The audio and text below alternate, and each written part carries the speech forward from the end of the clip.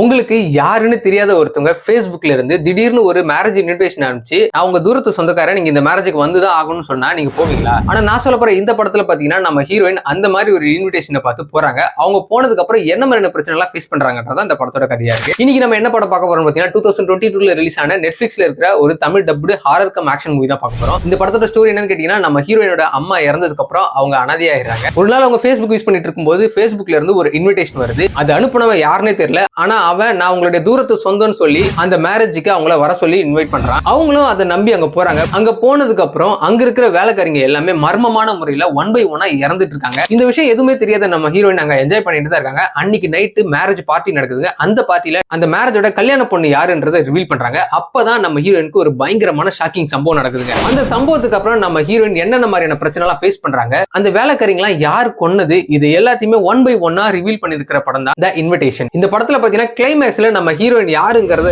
Reveal பண்ணிருப்பாங்க. So டிஃபரெண்டான ஒரு action plus horror படம் பார்க்கணும் அப்படின்னா இந்த இன்விடேஷன் படத்தை மிஸ் பண்ணாம பாருங்க.